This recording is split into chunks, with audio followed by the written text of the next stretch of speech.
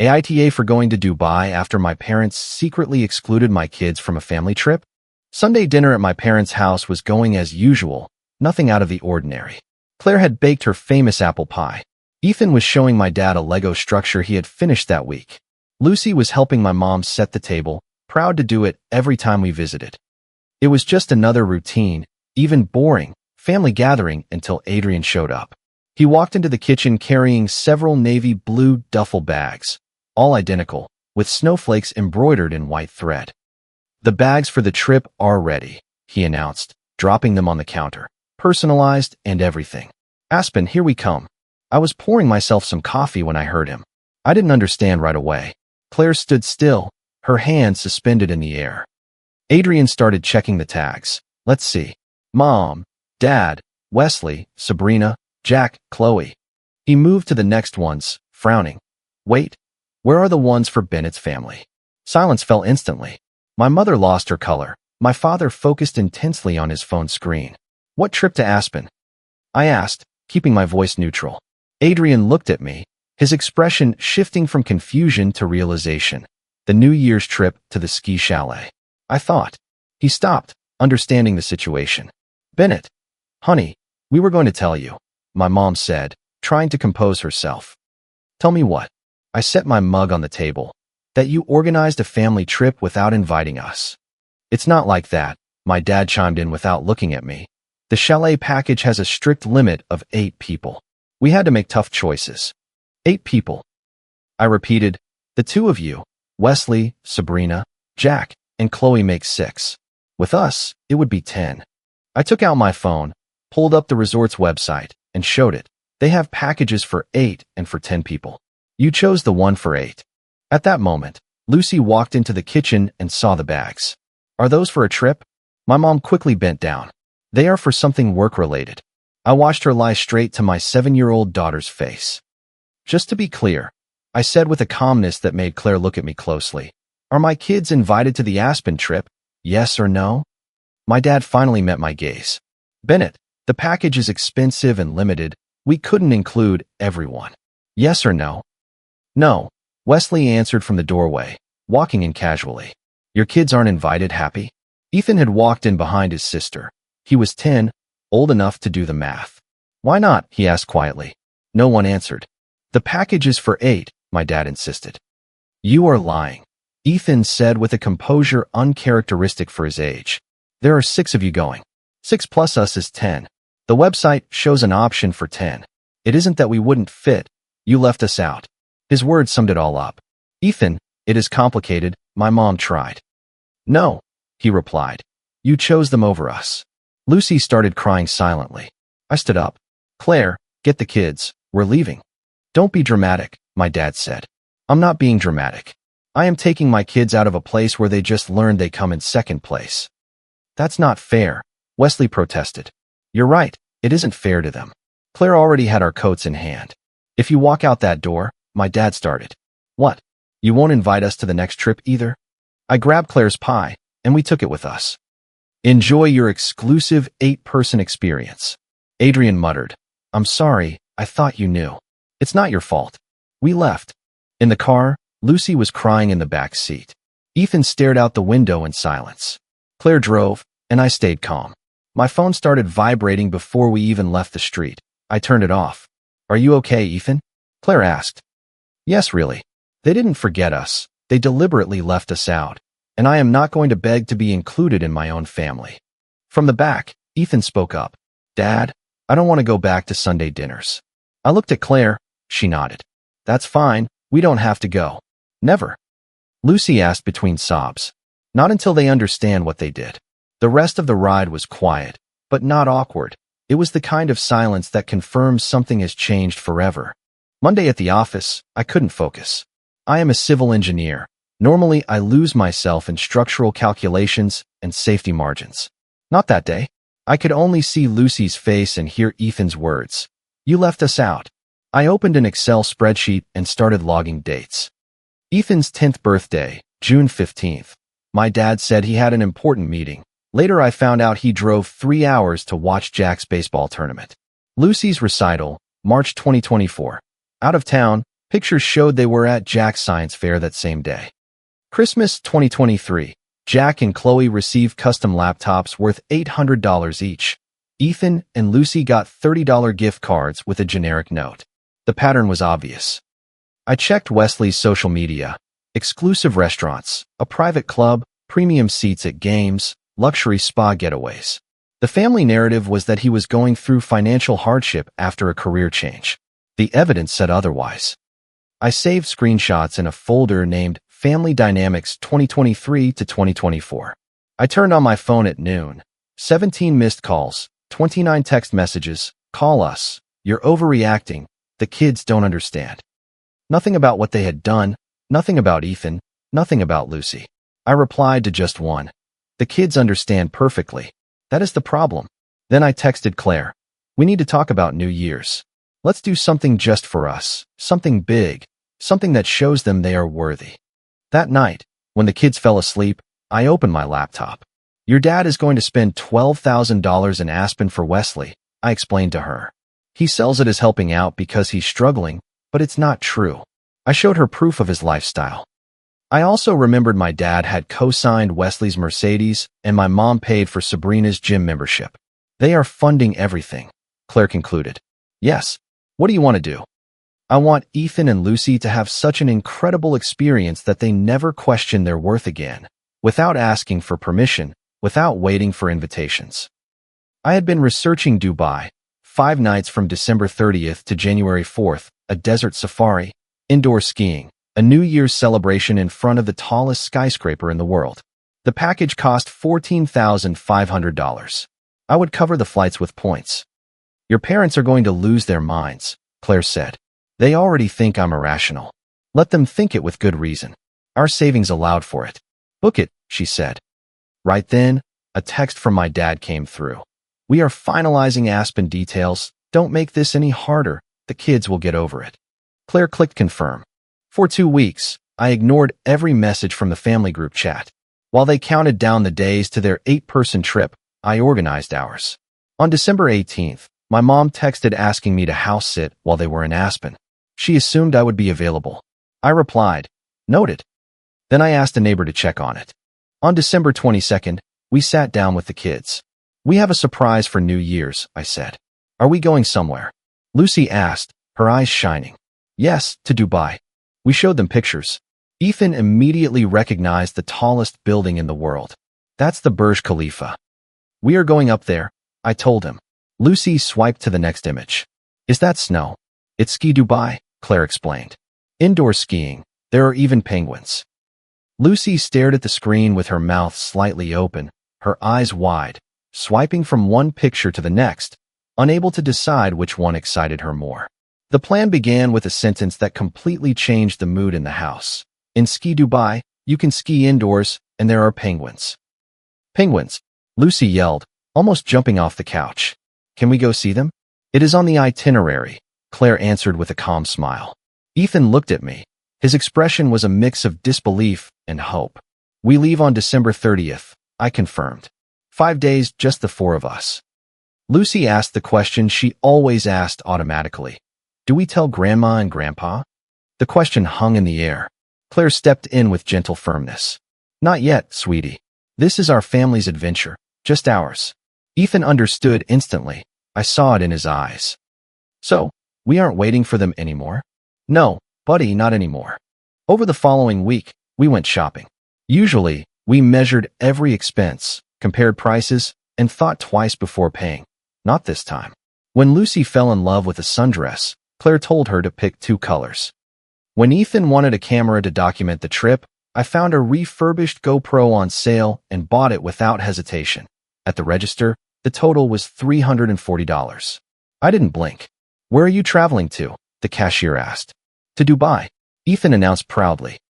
To the Burj Al Arab. Amazing, she replied. You are going to love it. Christmas Day arrived. Our usual tradition was spending it at my parents' house. That year, we stayed home. Claire made pancakes. Ethan and Lucy opened presents in the living room. My phone remained face down on the counter. Around 11, it started vibrating. I ignored it. That night, I finally checked it. 23 missed calls, 41 messages. Mom, Merry Christmas. What time are you coming over? Dad, this is childish. Your mother is upset. Mom, I don't understand what we did wrong. In the family group, they had shared photos of Jack and Chloe opening gifts, my dad wearing a Santa hat, my mom showing off 6 matching hoodies for the Aspen trip, one for everyone going. 6 on the table. I took a screenshot. On December 27th, my mom called Claire directly. She answered on speakerphone. Claire, honey, is Bennett okay? All right, can you talk to him? Help him understand. We didn't mean to hurt anyone. Claire didn't change her tone. I'm not going to mediate. You excluded our children from a family trip. Bennett is reacting accordingly. That's between you and him. But the kids don't understand. Our kids understand perfectly. That is the problem. She hung up. My mom called back. Claire declined the call. That was tough, I said. It was necessary, she corrected. On the 28th, my parents left for Aspen. The family chat filled with farewell photos at the airport. The family adventure begins, the caption read. I read it feeling nothing. I turned on airplane mode. On December 30th at 4:30 in the morning, the alarm went off.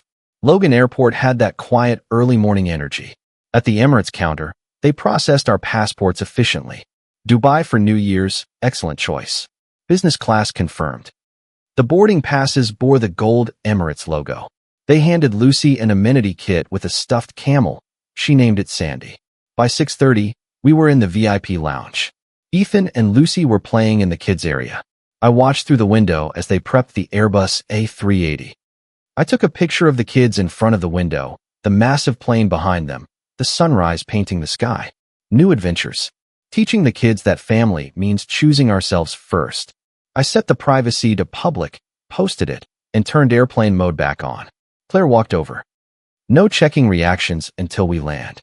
The flight delivered on every promise. Seats that turned into beds, flight attendants who gave the kids pajamas and slippers. Ethan discovered the 24-inch screen and declared it the best airplane in the world. In the 8th hour, I disabled airplane mode and connected to the Wi-Fi. Notifications flooded the screen, 74 messages, 38 missed calls. Mom, where are you going? Dad, call me immediately. But there were others, too. Adrian, Dubai, your parents are freaking out, but good for you. Aunt Linda, I saw your post. That hotel looks amazing. Don't let them manipulate you. I showed the phone to Claire. They thought you would stay home, she said. They assumed it, and I let them assume. After 14 hours, we descended into Dubai in total darkness. We landed on the morning of the 31st. From the air, the city looked like an illuminated circuit board. The Burj Khalifa rose like an impossible needle. Lucy pressed her forehead against the window. It looks like a space city. A driver in a crisp white shirt held a sign with our last name and the Burj Al Arab logo. We drove 35 minutes down Sheikh Zayed Road, 8 lanes flanked by light-covered towers. Then we took an elevated road over the Persian Gulf. There stood the Burj Al Arab, its sail silhouette illuminated in gold and violet. Is that our hotel, Ethan? Lucy asked. The most luxurious hotel in the world, sir, the driver answered with a slight accent. Ethan recorded everything. This is insane. A man in an elegant white robe welcomed us with a bow. I am Victor, your personal butler. We have a butler? Ethan couldn't believe it. Of course, sir, Victor replied, treating him like a prince. The lobby gleamed with marble and gold leaf. A private elevator opened directly into our suite, 2,100 square feet, floor-to-ceiling windows overlooking the Gulf. The kids' room had custom bunk beds and a PlayStation 5. The master bathroom was larger than many hotel rooms. Is this ours? Lucy asked, spinning around. It is your suite, Victor clarified. Ethan pointed at the window. I can see the Burj Khalifa from here. It was worth every dollar. The next morning, we had breakfast at Al Muntaha, over 600 feet in the air. When the elevator doors opened, the view hit us. Windows on 3 sides, the coastline stretching out, the palm below. Lucy pressed her face against the glass. We're so high up. Claire ordered poached eggs with avocado. I chose a traditional Arabic breakfast. Ethan asked for pancakes, and Lucy asked about French toast. With our signature touch of gold dust, the waiter explained. Gold, she whispered. Edible 24-karat gold. When the plate arrived, the flakes shimmered like stardust. Ethan inspected his pancakes. Is it really gold? Yes, sir. Lucy laughed. I am eating gold. I took another picture. Breakfast in the clouds. Ethan took a bite. Gold makes everything better. Claire watched the kids. They will remember this forever. Not just the luxury, but the feeling of being chosen. That afternoon, we went to ski Dubai. Walking from the warm desert air into the Arctic cold through the airlocks was surreal. When the doors opened, we were in winter, real snow falling, 5 slopes. Lucy watched the flakes drift down. It's snowing inside the desert. Ethan recorded. This defies several laws of physics. But the magical moment was the penguin enclosure. Behind the glass, a king penguin waddled over and tilted its head at Lucy. She kneeled down. Hello, hello, I am Lucy. The bird let out a sound somewhere between a squawk and a chirp. I think it likes you, Claire said. It's a she, a handler corrected. Her name is Isla. She is curious. Can I meet them up close, Ethan? Lucy asked. 10 minutes later, dressed in a snowsuit, she was inside the enclosure with Isla and 2 other penguins surrounding her. Her expression was pure disbelief. Ethan, meanwhile, put on skis for the first time. He went down the beginner slope without falling and threw his arms up when he reached the bottom. I posted 2 simple photos. New friends and first time on skis, nailed it. New Year's Eve arrived. By 6 in the evening, we were already dressed up. Lucy in a gold dress, Ethan in a suit, Claire in an evening gown, and me in a tuxedo. We took a family photo in the suite, the Burj Khalifa visible in the background. I spent 10 minutes thinking about the caption. What this year taught me. Family isn't blood, it is who shows up, who makes you a priority, not who leaves you for last. Ethan and Lucy, you are worthy, you are loved, you are enough. I posted it. 2 hours later, we were in a high-rise lounge with a panoramic view. The illuminated Burj Khalifa dominated the skyline. Clocks on every wall ticked down the countdown. New Year's Eve found my family gathered under Dubai's bright sky. Lucy held her sparkling cider in a champagne flute like a treasure. Ethan kept checking his watch, calculating time zones, as if coordinating an international mission. Claire and I toasted with real champagne. They are going to remember this for the rest of their lives, she said softly. That is the goal, I replied. Claire asked me if I planned to check my phone the next day. No, I answered. The countdown began. 10. Ethan grabbed Lucy's hand. 9. The murmur grew. 8. 7. 6. Lucy's voice rose above the noise, pure excitement. 5. 4. 3. Claire squeezed my hand. 2. I looked at my family, smiling happily, chosen first. 1. Happy New Year. The words erupted from hundreds of throats at once. The Burj Khalifa exploded in light. Fireworks cascaded down its sides in choreographed patterns, gold and silver painting the sky. Lucy jumped up and down, pointing at the colors. Ethan already had his camera out, recording every second. Claire kissed me. The best decision we have ever made. The second best, I replied. The first was choosing us. The fireworks lasted 20 minutes, and during that entire time, I didn't look at my phone once. The next morning, around 9 local time, my dad's number rang. I was expecting it. I let it ring twice before answering and put it on speaker so Claire could hear. Hello, Bennett. His voice was tense, reining in his fury. What the hell are you doing in Dubai? On vacation. You were supposed to watch our house. I arranged for the neighbor to handle it. Silence. Then you deliberately went on a trip while we were trying to organize a family outing. You went on a family trip. I went on another family trip. That's not what. He stopped. How could you exclude us? There it was, the exact phrase I had been waiting for. I didn't exclude you, Dad. I just didn't include you. There is a difference. It's the same thing. Sure, because that was exactly your logic with Aspen. You took 6 people when there are 10 of us. You didn't exclude us, right? You just didn't include us. That was different. The package had limitations. The resort offers packages for 8 and for 10 people. You chose 8. No, it wasn't a limitation, it was a choice. I heard him breathe, looking for an angle. Your mother is devastated. She has been crying since Sunday dinner. Lucy cried when she found out she wasn't invited. That devastated you. That's not fair. You're right, it isn't fair to her. Where are you staying? Burj Al Arab. I heard him choke on his words. That's the most expensive hotel in the world. We are teaching our kids that they are worth it. You are spending a fortune to prove a point. To show that my kids matter. It's not the same thing. We need to talk when you get back. When you are ready to acknowledge what you did. I hung up. Claire looked at me. Did you just hang up on your dad? Yes. That was the coldest thing I have ever heard you say. Good. The phone rang again. I declined the call and turned on Do Not Disturb. He's going to lose his mind, Claire said. He already lost it. It's not my problem. We spent the rest of the day at the beach. Ethan built sandcastles, Lucy collected seashells, Claire read, and I watched my happy children. My phone stayed silent. We returned to Boston on January 4th at 2 in the afternoon. By 4:30, we were home. Monica, the neighbor, had left a note confirming she watered the plants. My phone showed 89 new messages and 62 missed calls. My parents' messages had evolved from furious to desperate and back to furious. Mom, January 1st. How could you do this to us? Dad, January 2nd. You have embarrassed this family. Wesley, January 2nd. Thanks for ruining our trip.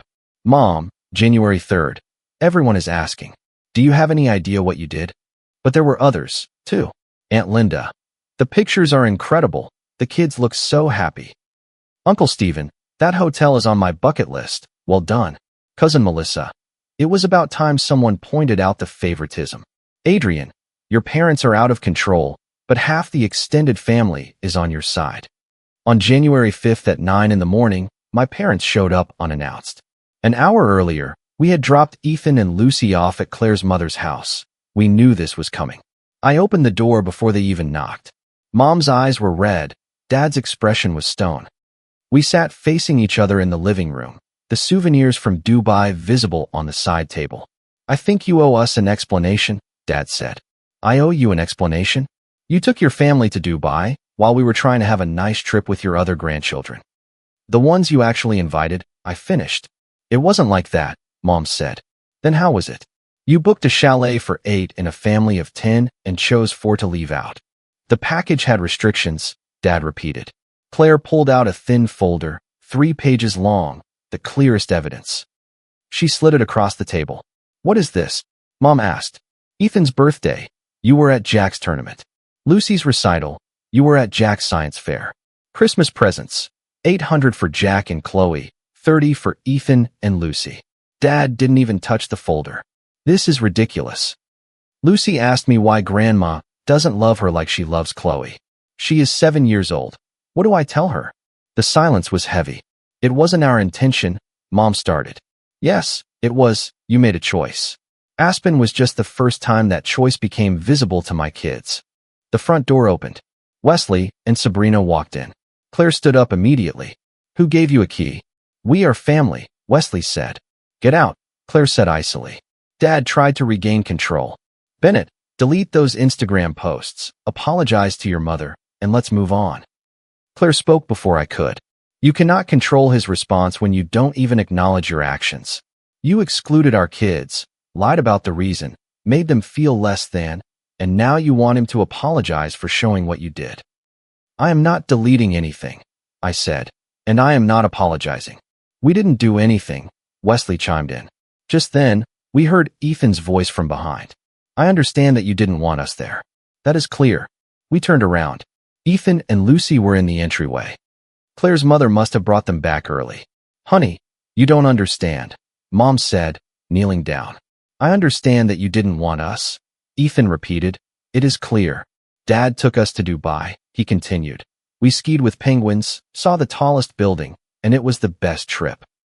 He held up his photo album. Do you want to see it? That is the problem, Sabrina said. You are raising them as spoiled brats. Get out of my house right now, I said. If we leave, we aren't coming back, Dad warned. I opened the door. I'm not asking you to come back. I am asking you to leave. Mom was crying. You can't be serious. Every word. They left slowly. When the door closed, Ethan asked, Are we in trouble? I kneeled down and hugged them both. No. Telling the truth doesn't mean you are in trouble. Will we see them again? Maybe, if they treat us the same as Jack and Chloe. And if not, we will keep building our own traditions. Lucy wiped her nose. I like our traditions better. Claire looked at me. Change the locks today. I nodded. 3 months of silence followed, in peace. Ethan stopped asking about his grandmother. Lucy planned our next trip. In March, Adrian called me. Your parents are organizing something, a family intervention. Have they acknowledged that they excluded us? No. Then I don't care. On Sunday, we arrived at my parents' house. The living room was full, 15 people watching us. Who actually knows what this is about? I asked. Silence. December 6th, Sunday dinner. Adrian accidentally reveals a trip to Aspen that I was never told about. An 8-person chalet, our family of 4 excluded. They told us there was no room, Aunt Linda said. The resort offers 8 or 10 people. Claire chimed in. They chose 8. Is that true? Uncle Stephen asked. My dad didn't answer. I showed a screenshot of the Aspen group chat, a message from Mom. Excited for our core family trip. Only the essentials. Core family. I repeated, my kids weren't essential. Claire laid out our conditions. If you want access to our children, you treat them exactly the same as Wesley's. Same gifts, same presents, same priority. And if not, I added, we are done. No dinners, no holidays. Are you giving us ultimatums? Dad said, yes, I replied. 2 weeks later, Mom called. Can we take Ethan and Lucy to the zoo? Just them. One condition first. You sit in front of them and say clearly we hurt you. We made the wrong choice. We are sorry. No excuses. Silence. Then, yes. 3 days later, they came over. Mom looked at Lucy. We hurt you.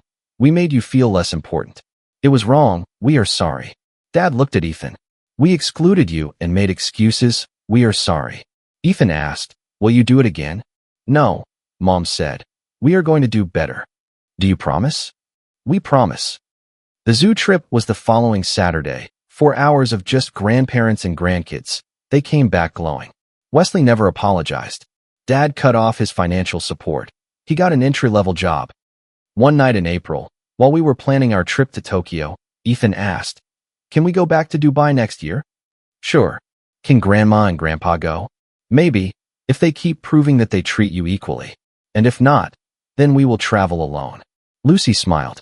I like our trips better. I opened a new folder for Tokyo and saved it next to the Dubai file. We had already decided we would go back next New Year's. It was a tradition now. Comment. Sometimes, the most important lesson we learn is how to protect our own peace. Setting boundaries isn't about pushing people away. It's about defining the respect you deserve. Your worth is not up for negotiation, and you never have to prove it to anyone.